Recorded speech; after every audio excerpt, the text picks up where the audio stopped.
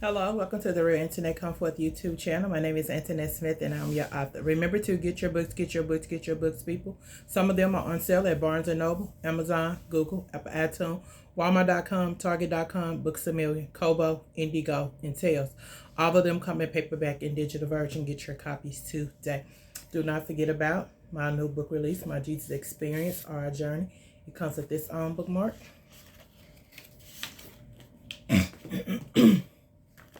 Do not forget about my newest release, Life After Losing a Child. It comes with its own bookmark. Do not forget about the Real Internet Come Forth book series. It's a 9-volume book series, 4 separate books. And the Behind the Scene book series is a 5-part sequel to the Real Internet Come Forth book series. All of them come in paperback and digital version. Get your copies today. Today I will be doing a question and answer session because I have many questions that I need to answer, but I'm going to do it in 2 different segments, so I'll do 3 today. Okay, thank you for continuing to watch these videos. Share these videos with your friends, your family, and your loved ones. Okay, question 1 is coming from Lagos, Nigeria, and they said, in your book, Life After Losing a Child, you talk about all your process of death of loved ones, your son, your father, your mother, your brothers. I think your grief process is a form of brokenness. What can you tell us about your process, your brokenness? What does it mean to you? What can others expect from their period of brokenness? Okay, I'm going to read it again. In your book, Life After Losing a Child, you talk about your process of death of loved ones, your son, your father, your mother, your brothers. I think your grief process is a form of brokenness. What can you tell us about your process, your brokenness? What does it mean to you? What can others expect from their period of brokenness? Hello, Lagos, Nigeria.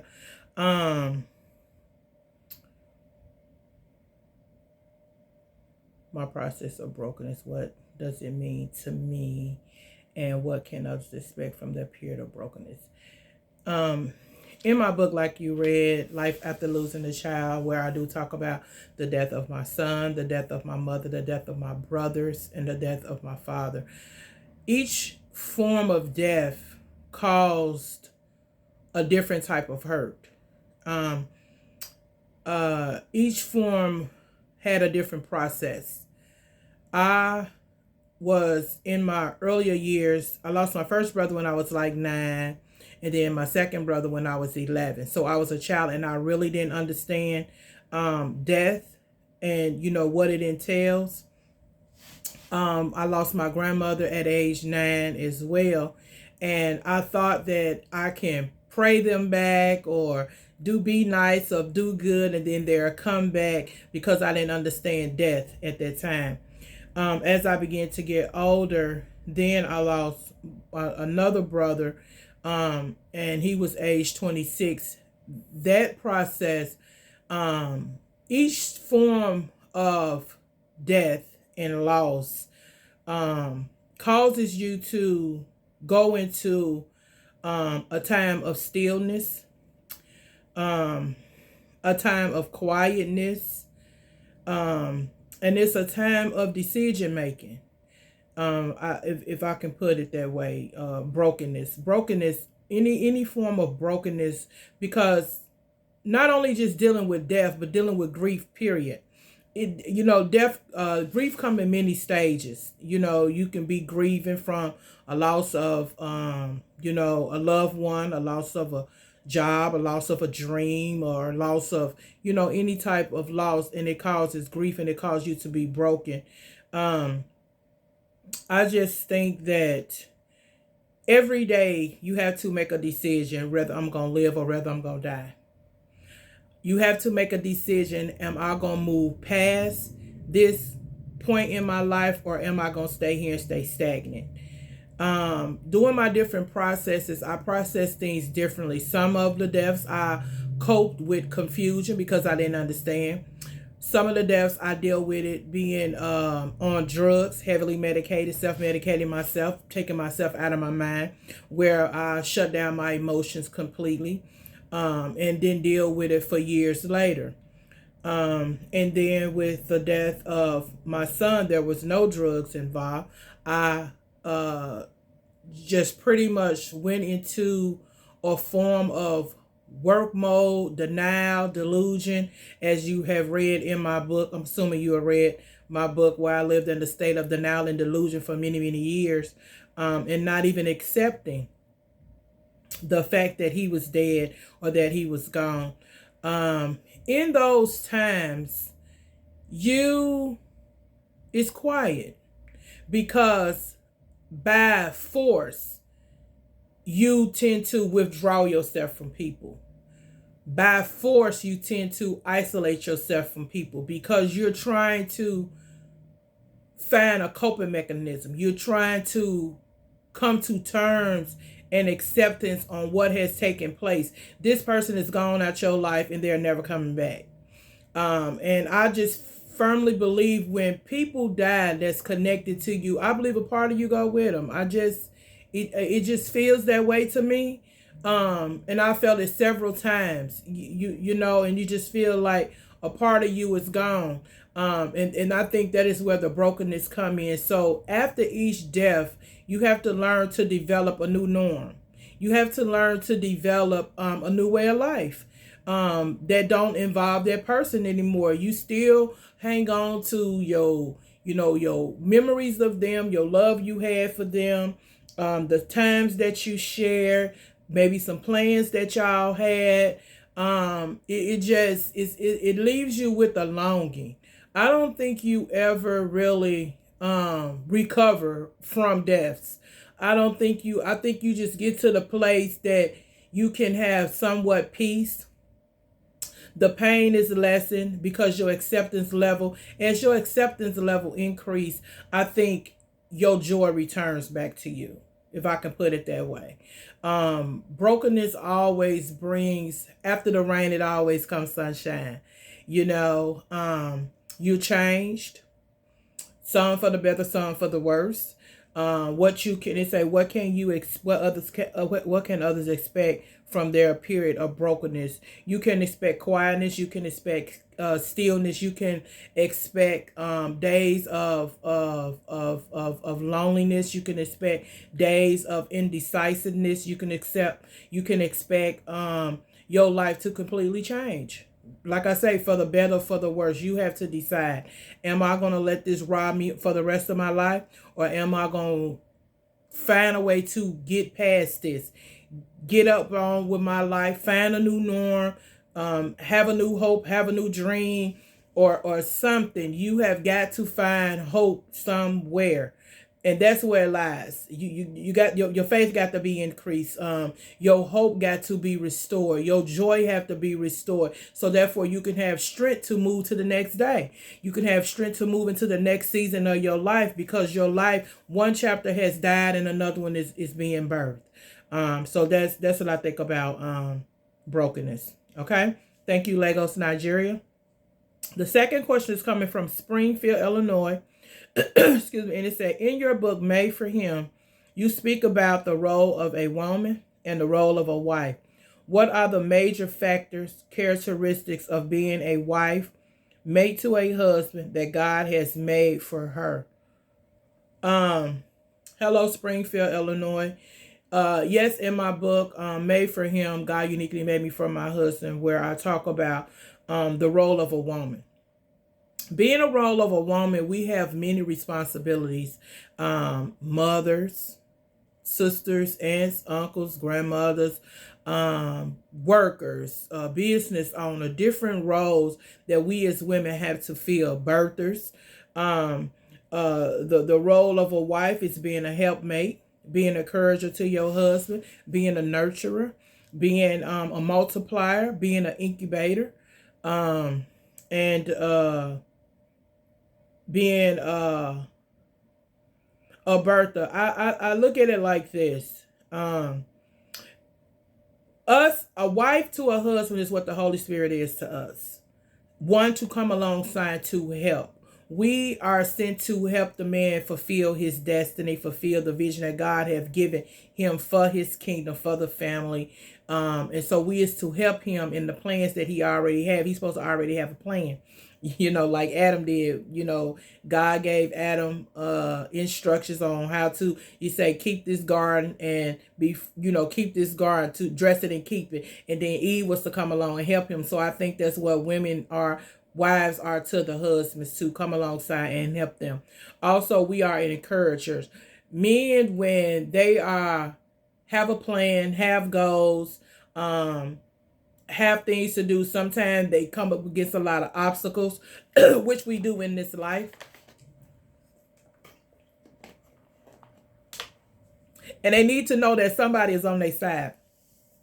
They need to know that if all else fails, somebody is with me.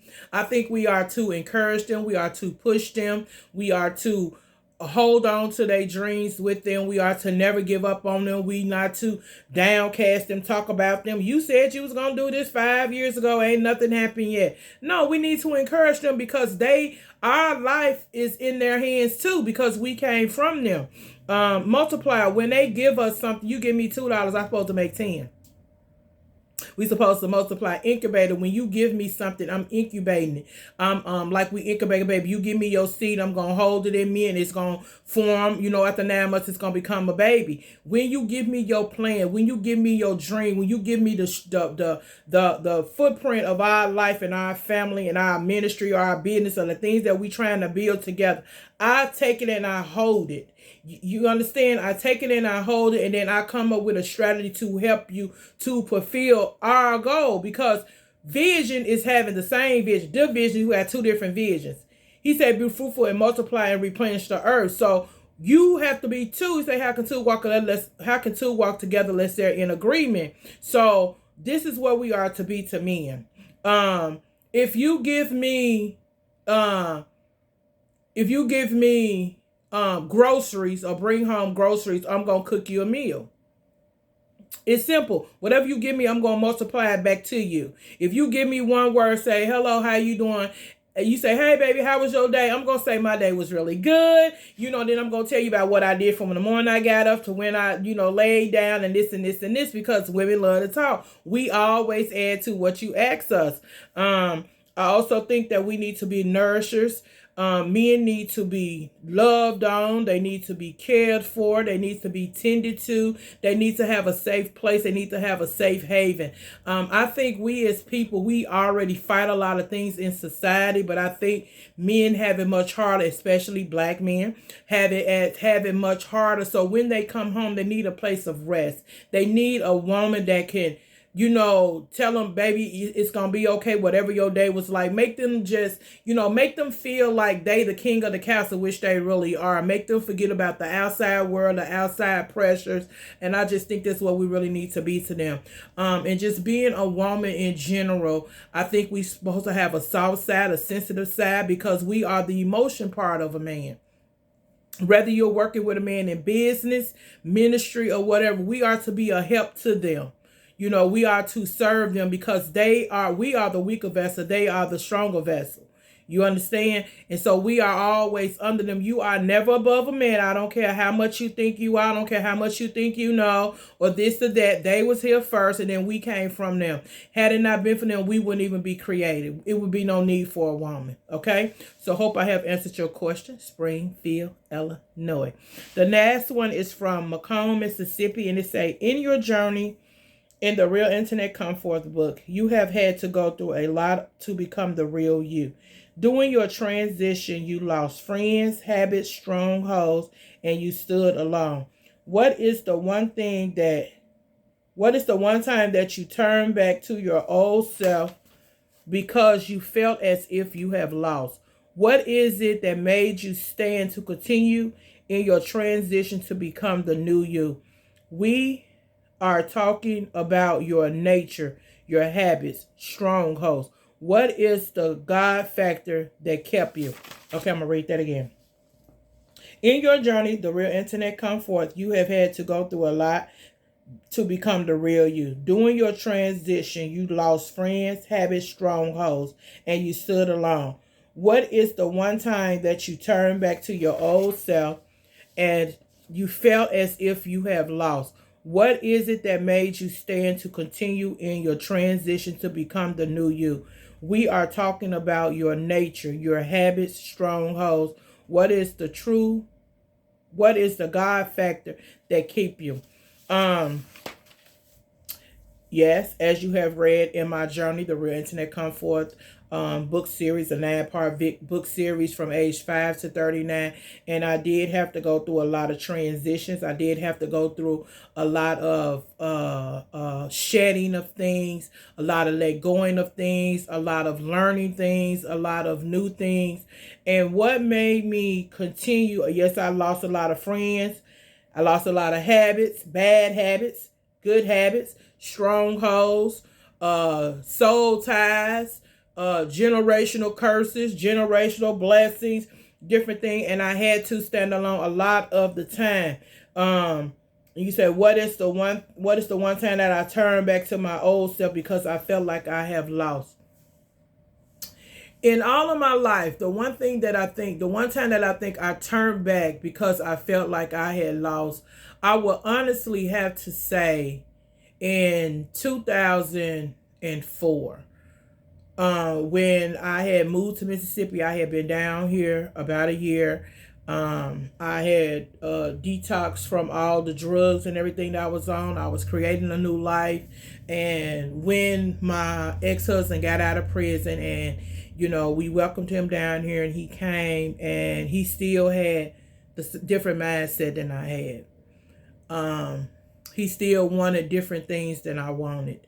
And I thought, he was going to be better. I thought my life was going to be better. I thought God would be changing him as he changed me too. But that was not the case. So I ended up resorting back to my drug life. I ended up resorting back to a life of sin briefly. And it almost cost me my life. And that is the one time that I turned back. And I didn't turn back after that. I eventually got to the place, I began to see life differently. After you have a near-death experience, you don't view life the same. You don't view people the same. And I really began to take my life serious. I began to take every day serious, the people in my life serious. And I was literally fighting for my life. This is what kept me to continue in what God was showing me, what God had told me. And many a times I wanted to die. Many a times I tried to give up. Many a times I prayed that the Lord would just take me in my sleep, take me away from this, because it was very, very hard. I had to learn a whole new way of life several times. I'm not talking about just one time. I'm talking about several times over a series of years. And I'm still transitioning into new forms and new realms of life, because I'm changing by the day. I'm changing by the day. And this is where faith come in, because faith deal with future. And so Jesus is the one that give you a future and give you hope and an expected end. And so, he's the author and the finisher of our faith. And so I have to just trust him that I am going in the way that he's leading me. I don't know where I'm going all the time. He give you clips and glimpses of the things you will be doing, the places you might go, but he don't show you the process of you getting there. He don't show you, you got an accident down the road that's coming up. You got a death over here that you're going to have to deal with. You got a heartbreak that you're going to have to overcome. You have a bad habit that you're going to have to let go. You have a wrong idea that you're going to have to get rid of. You're going to have to let one of your dreams, or 2 or 3 of your dreams die. Your plans, your desire. He don't tell you that you're going to have to kill them and get rid of them altogether in order to embrace the life that he had for you. He just show you where he going to take you, and you have to trust that he going to get you there. But he don't show you the process. You don't know you in the process till you in the process. And it was hard, and it's still kind of hard, but I have more joy in my life now, because I can sleep peacefully. I can rest. No matter what comes up, and a lot of things still come my way. I'm still faced with a lot of life issues. I'm still faced with a lot of life challenges, family challenges, business challenges, ministry challenges. I'm still faced with a lot of different things. But the difference is now I know that God is with me. I know that I have to have the mind to say, I'm not going to get set and stuck in a pattern of life. You have to be flexible when it comes to this Christianity life. You have to be flexible. You have to be able to go with the wind. You have to be able to live lightly, pack lightly. Be ready to go all the time. Don't really, you get comfortable, but not get comfortable. You understand what I'm saying? Because you never know where God is taking you or what He's going to ask you to do, because our job is to be available. And so I have learned that through the years, because God has made me to be a multitasker. I can multitask and do several different things, a lot of different things at one time. And I'm only one person. That's because I have govern my life and set my life up to a place that I'm not set in stone. Nothing is set in stone. You may have plans. He say a good man plans his way. You make plans, and God just wants you to make a plan. The Proverbs tell you to make a plan. Write the vision, make it plain. It tell you that in the Old Testament too. You can write the vision, you can make it plain, because God wants you to have a plan. He wants you to have a vision. But what happens when He changed that vision? What happens when He changed that plan? Because you didn't get the full totality of what He was saying and what He was telling you. And so now you have to alter your plans. That's why you have to alter your goals and different things like that. You have to tweak it, is what I have to say. So that's why I'm telling you, nothing is written in stone. Just always walk softly before the Lord. Always be willing to change. Don't be so set in your ways. Don't be so set in staying in one city, one town, not even one house. You know what I'm saying? Because you would miss out on a lot of things that God would have you to do. If you just get stuck and stagnant and comfortable in one place. So that's how I made it through a lot. And so what is the factor? What is the God factor that's keep me? Faith.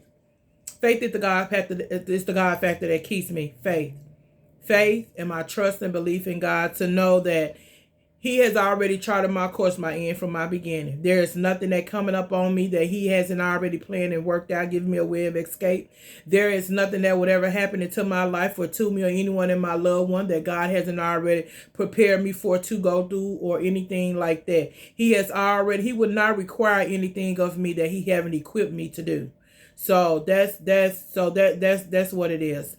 That's what it is. That's how I continue to become the real me, the real Antoinette who God called me to be. And He's still calling me forth, y'all. This is not the full totality of me. I'm in a new season of my life now, trying, waiting on instruction and new directions for God to do what we're going to do next. Have He told me all the details? No, indeed. Am I saying before Him for clarity? Yes, I am. But I'm excited, I'm joyful, and I'm ready for something new. I always pray, Lord, help me to walk in newness of life. If I had it before, that mean it's old. If I done it before, that mean it's old. I want newness of life. God is so vast. He is so great. He has so many things that He need us to do and want us to do and want us to experience. And I want to do it all. So thank you for your question. Continue to send on your questions, your comments, and concerns, and I will address them live. And remember, until we meet again, God gets the glory, and I tell the story. Goodbye.